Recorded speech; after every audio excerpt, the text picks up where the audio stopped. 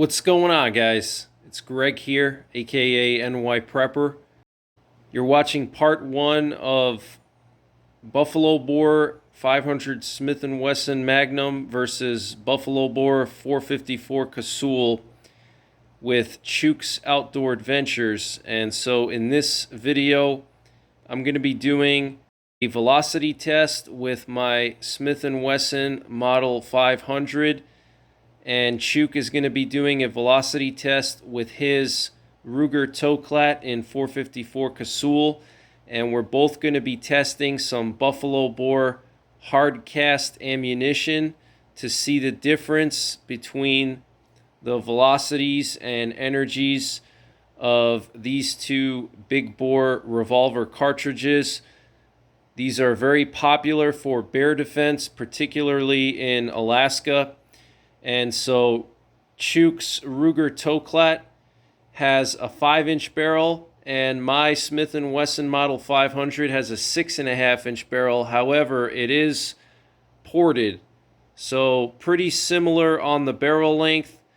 And I'm going to be using a 440 grain Buffalo Bore hard cast, and Buffalo Bore advertises these to have a muzzle velocity of 1,625 feet per second, which is just under 2,600 foot-pounds of muzzle energy.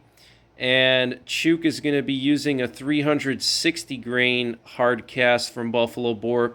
So we're both going to shoot these over the chronograph, and we're going to see what kind of energy differences there are between these two monsters. Very popular for bear defense. The 454 Casull and the 500 Smith & Wesson Magnum have saved a lot of lives in the wilderness of Alaska. They've stopped a lot of brown bear attacks. So let's see what happens here, guys. Let's see what kind of difference we get between these two monster rounds. And part two is going to be the penetration test, and that's going to be on Chuke's channel. I'm going to leave a link to his channel and his video in the description below this video. So after you watch this one, go over to Chuke's channel and watch part two for the penetration test portion.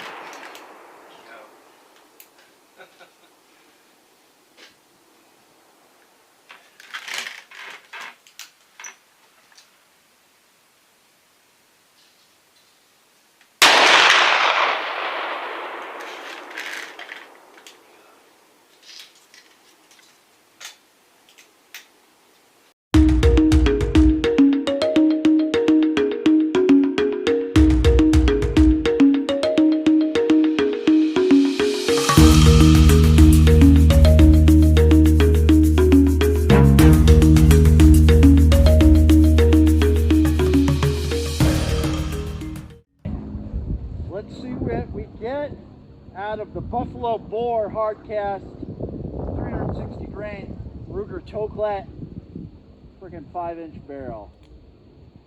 All right, see what we got here.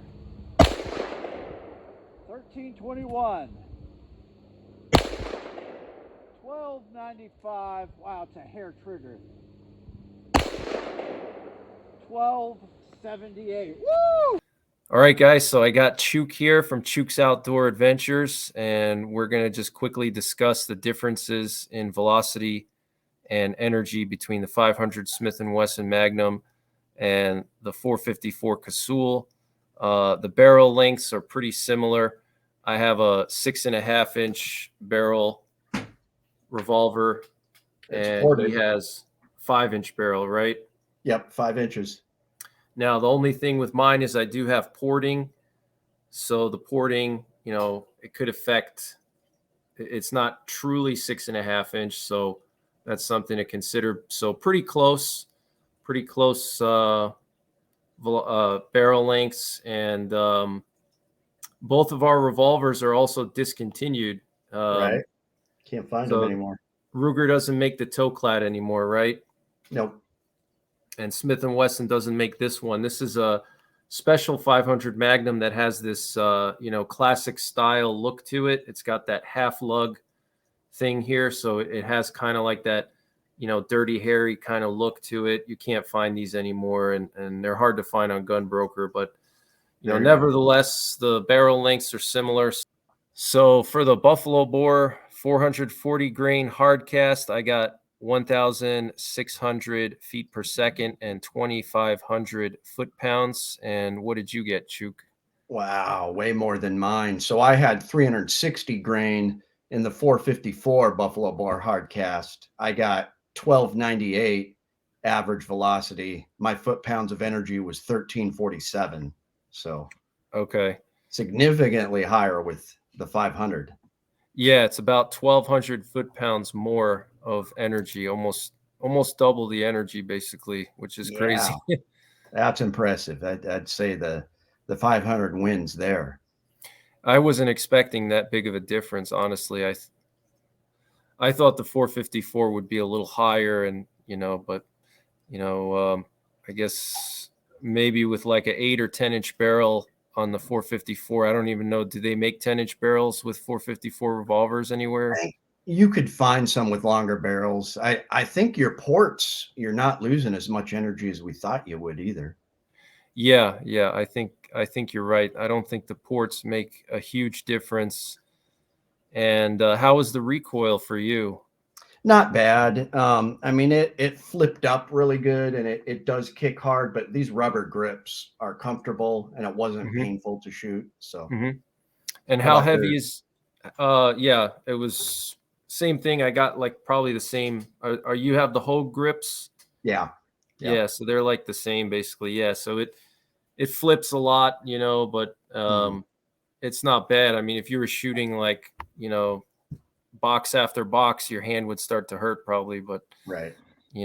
Couple shots, not a big deal. You definitely feel the concussion, like you could feel it like in your arms, like you could feel like, wow, this thing is crazy powerful. It's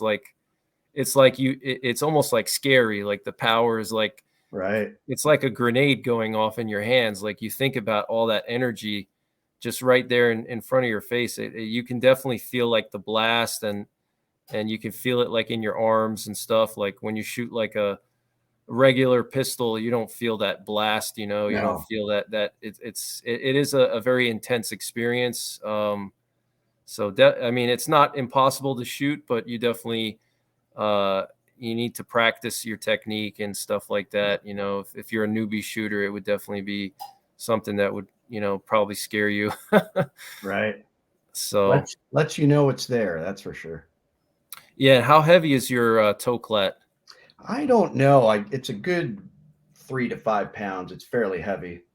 Okay. Yeah. I think mine is like just under 4 pounds. So similar weight. It seems like similar. Yeah. And you had some custom work done to yours, right? You had the trigger lightened up and they bead blasted it. It's been bead blasted, so it's not glaring, and it does have a custom trigger, which is in single action. It's less than a 2-pound trigger pull. So it's a hair trigger. So. That's ridiculous. So what kind of holster do you normally use with that? I have a couple just in case leather holsters for it that are pretty nice. Okay. So. It's a chest holster, right? I've got a hip and a chest holster. Yeah.